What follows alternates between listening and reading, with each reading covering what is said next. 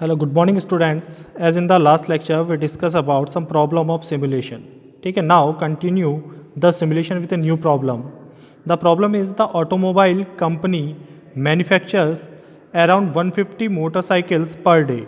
Depending upon the availability of raw material and the conditions, the daily production has been varying from 146 motorcycle to 154 units. Whose probability distribution is given as. एक automobile company है जो per day around 150 motorcycle का production करती है। Raw material की availability और जो conditions हैं उसके बेसिस पे जो डेली प्रोडक्शन है वो वेरी करता है 146 से 154 यूनिट्स तक।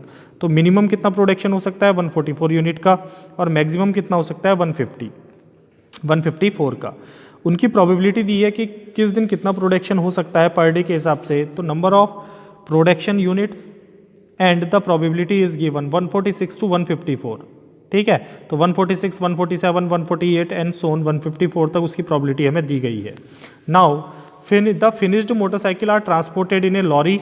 जो फिनिश्ड मोटरसाइकिल्स हैं वो एक लॉरी में ट्रांसपोर्ट की जा रही हैं using the following random variables. हमें कुछ रैंडम वेरिएबल दिए गए हैं 80, 81, 76, 75 एंड सोन अप टू 57। ठीक है, simulate the following the average number of motorcycles waiting in factory. तो हमने पहले निकालना है, साइमुलेट करना है एवरेज नंबर ऑफ मोटरसाइकिल्स को जो फैक्ट्री में वेट कर रही हैं। ठीक है, for production. And second is average number of empty space in the lorry if the capacity of the lorry is 150 motorcycles. और average number of empty space कितनी मोटरसाइकिल्स का बचा है एवरेज लॉरी में, अगर लॉरी की जो कैपेसिटी है वो 150 मोटरसाइकिल को होल्ड करने की है। ठीक है, तो इस प्रॉब्लम को सॉल्व करने के लिए first we have take the probability distribution of the daily production. तो सबसे पहले हम क्या करते हैं, प्रोबेबिलिटी डिस्ट्रीब्यूशन प्रोड्यूस करते हैं डेली प्रोडक्शन का। So we have to make a table of probability distribution in which we represent the production per day. तो पर डे प्रोडक्शन हमें यहाँ पर दिया हुआ है। The per day production is 146, 147, 148, 149, 150, 151, 152, 153 and 154. So this is the daily production or per day production and their probability is also given। उसकी probability भी हमें दी गई है। probability है 146 के लिए 0.04, वो टेबल में आपको दी गई है आगे प्रॉब्लम में। 0.09, 0.12, 0.14, 0.11, 0.10, 0.20, 0.12 and 0.08। Now we have to find the cumulative probability। तो probability को ऐड करके cumulative probability निकाल लेते हैं। तो 0.04 फर्स्ट की probability हो गई, फिर ऐड करो 0.13, देन 0.25, देन 0.39, इसमें ऐड करो 0.11 तो 0.50, then 0.60, then 0.80, then 0.92 and final probability always is equal to 1। Total sum कितना होगा प्रोबेबिलिटी का 1 होगा। Now find the random number interval. अब रैंडम नंबर इंटरवल हम इन प्रोबेबिलिटी कम्युलेटिव प्रोबेबिलिटी के बेसिस पे बनाते हैं। हम ये एज्यूम कर लेते हैं कि हर एक नंबर को, हर एक कम्युलेटिव प्रोबेबिलिटी को 100 से मल्टीप्लाई कर रहे हैं। तो अगर इसको 100 से मल्टीप्लाई करते हैं तो फर्स्ट नंबर बिकम्स 4। तो जो पहला इंटरवल आएगा वो 4 - 1 यानी 3 तक आएगा। कहाँ से, 0 से। तो पहला इंटरवल निकलेगा 0 to 3, दूसरा 4 to 12, 13 - 1, तो 4 to 13 - 1 इज इक्वल टू 12 तक। तीसरा 12 से 24, चौथा 25 से 38, देन 39 से 49, देन 50 से 59, देन 60 से 79, देन 80 से 91 एंड लास्ट इज 92 से 99, 1 - 0.1। ठीक है ना, 100 - 1 तो ये हो जाएगा 99 तक। तो these are the random number interval. अब इन रैंडम नंबर इंटरवल के बेसिस पे हम क्या डिफाइन करते हैं, सिमुलेशन डिफाइन करते हैं। तो the next table is for simulation. तो सिमुलेशन के लिए अगली टेबल आ जाएगी आपकी simulation table, in which we define the number of the random variables. तो there are various random variable, तो उसका सीरियल नंबर देते हैं 1 2 3 4 5 6 7 8 9 10,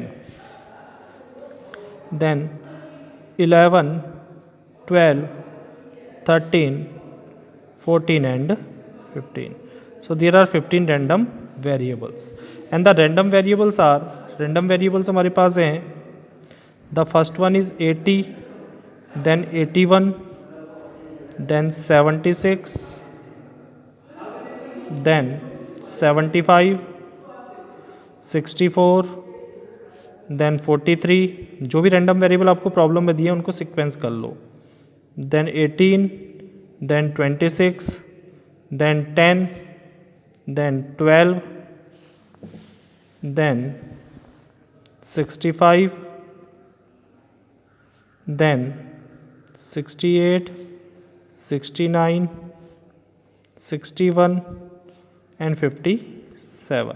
तो ये आपके रैंडम वेरिएबल्स आ गए। इसके बाद हम निकाल लेते हैं production pending. The production pending are based on the random variable.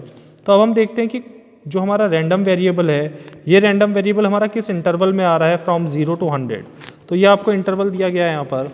तो इस इंटरवल में देखेंगे कि हमारा रैंडम वेरिएबल किस इंटरवल में आ रहा है। ठीक है, तो हमने जो इंटरवल पीछे बनाया है, इस इंटरवल के अकॉर्डिंग हम रैंडम वेरिएबल की वैल्यू फाइंड करेंगे। तो रैंडम वेरिएबल जिस इंटरवल में आएगा उसकी प्रोडक्शन पर डे हमारा क्या होगा, एक्सपेक्टेड प्रोडक्शन होगा।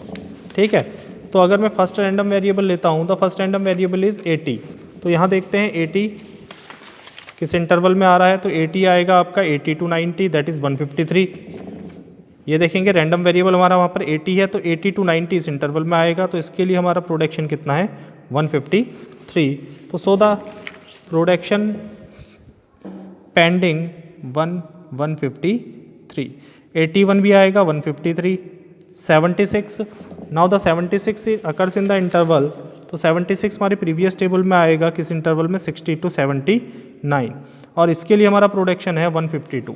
तो पेंडिंग प्रोडक्शन हो जाएगा 152। तो इसके अकॉर्डिंग हम क्या निकालेंगे, पेंडिंग प्रोडक्शन निकालेंगे। 75 अगर देखेंगे तो ये भी 152 पे आएगा, 64 अगर देखेंगे तो ये भी 152 पे आएगा। तो पीछे इंटरवल में देख लेना कि जो रैंडम वेरिएबल है वो किस इंटरवल में आ रहा है, उस इंटरवल के अकॉर्डिंग जो हमारा प्रोडक्शन पर डे है वो हमारा यहाँ पर प्रोडक्शन पेंडिंग हो जाएगा। 152 के बाद आएगा 150, देन 148, देन 149, देन 147, देन 147, 65। तो 65 आ रहा है आपका 152 में, 68, 152, 69, 152, 61, 152, 57, 151। ठीक है, नाउ अकॉर्डिंग टू दिस, अब इस प्रोडक्शन के बेसिस पे हम निकाल लेते हैं नंबर ऑफ यूनिट वेटिंग। तो हमारी टोटल कैपेसिटी कितनी थी, प्रोडक्शन कितना हो सकता था एक दिन में, 150 का हो सकता था। ठीक है, लेकिन वेटिंग में कितना दिखा रहा है, प्रोडक्शन पेंडिंग 153। तो यानी 150 कंप्लीट हो गए, तो पेंडिंग कितने रहे, वेट में कितने हैं 3। यहाँ भी वेट में कितने हैं 150, जो हमारा टोटल प्रोडक्शन था पर डे का, एज्यूम जो हम अराउंड कह रहे थे कि 150 प्रोडक्शन कंपनी प्रोड्यूस कर सकती है, उससे ये कितना ज़्यादा है।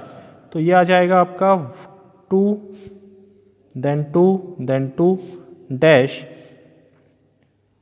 डैश, जहाँ पर एक्सेस कर रहा है वो हमारा वेट है, डैश डैश डैश, यहाँ 2 एक्सेस है, यहाँ 2 एक्सेस है 150 से, यहाँ 2 एक्सेस है, यहाँ 1 एक्सेस है। Now the total waiting is, यहाँ निकालेंगे टोटल वेटिंग। तो टोटल वेटिंग आ जाएगा आपका, इन सबको ऐड करके 3, 3, 6, 8, 10, 12, 14, 16, 18, 20 एंड 21। तो टोटल वेटिंग इज 21। ठीक है, now the empty space in lorry. अब देखो हमारे पास जो स्पेस अवेलेबल था वो 150 का था। स्कूटर हमारे पास कितने हैं 153, तो एम्प्टी तो कुछ रहा ही नहीं, एक्सेस है तो जहाँ पर हमारी जो प्रोडक्शन पेंडिंग है वो लेस देन 150 है, तो वहाँ पर कितना लेस है 150 से, वो हमारा क्या हो जाएगा, लॉरी में एम्प्टी स्पेस को रिप्रेजेंट करेगा। तो ये एक्सेस है, ये एक्सेस है, ये एक्सेस है, ये एक्सेस है, ये एक्सेस है, यहाँ 150 एग्जैक्ट है। यहाँ पर 2 यूनिट कम है 150 से, तो 2 यूनिट का क्या हो सकता है लॉरी में स्पेस हो सकता है, यहाँ पर 1 यूनिट का, यहाँ पर 3 यूनिट का, यहाँ पर 3 यूनिट का, फिर एक्सेस है और सारी वैल्यूज़ एक्सेस कर रही हैं। अब टोटल अगर हम निकालें, देन टोटल एम्प्टी स्पेस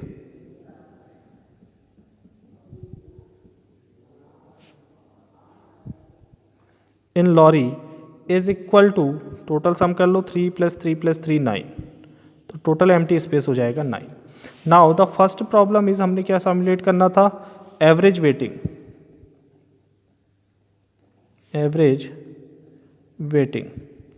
तो average waiting is equal to total waiting है 21, नंबर ऑफ वेरिएबल है 15। ठीक है, जो सीरीज आपने बनाई इसमें कितने वेरिएबल हैं 15, तो 21/15 is total waiting, average waiting, and second is average, इसको कैलकुलेट कर लीजिएगा, एम्प्टी स्पेस इन लॉरी। तो लॉरी में टोटल एम्प्टी स्पेस हो गया आपका, टोटल एम्प्टी स्पेस 9 है और एवरेज हो जाएगा 9/15। तो this is the simulation problem and this is the method to solve the simulation problem. तो इस तरह से प्रोबेबिलिटी डिस्ट्रीब्यूशन के बेसिस पे हम सिमुलेशन प्रॉब्लम को सॉल्व करते हैं। तो नेक्स्ट लेक्चर में हम डिस्कस करेंगे the next unit of your syllabus.